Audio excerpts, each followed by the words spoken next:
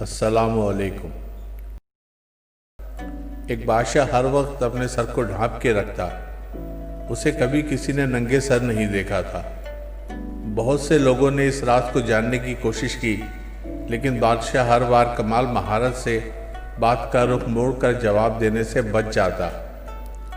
ایک روز اس کے وزیر خاص نے بادشاہ سے اس راز کو جاننے کی ٹھان لی۔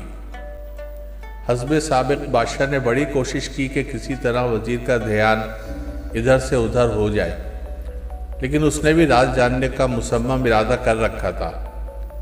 آخر بادشاہ نے وزیر کے آگے ہتھیار ڈال دیے، لیکن اسے ایک شرط پر بتانے کی حامی بھری کہ وہ یہ راز کسی کو بھی نہیں بتائے گا، اور ساتھ ہی کہا کہ اگر اس نے شرط کی خلاف ورزی کی تو اسے سخت سزا بھگتنا ہوگی۔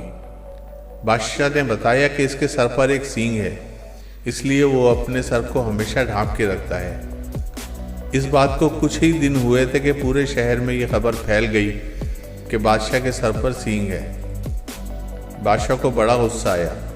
اس نے اپنے اس وزیر خاص کو طلب کیا اور شرط کی خلاف ورزی کی پاداش میں شاہی حکم جاری کیا کہ اسے سخت سے سخت سزا دی جائے۔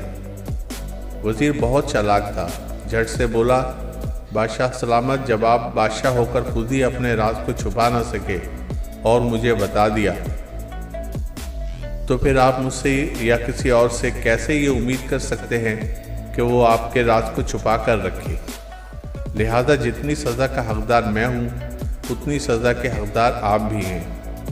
میں نے بھی راز ظاہر کیا اور آپ نے بھی راز ظاہر کیا۔ بادشاہ کو وزیر کے خلاف سزا کا فیصلہ واپس لینا پڑا۔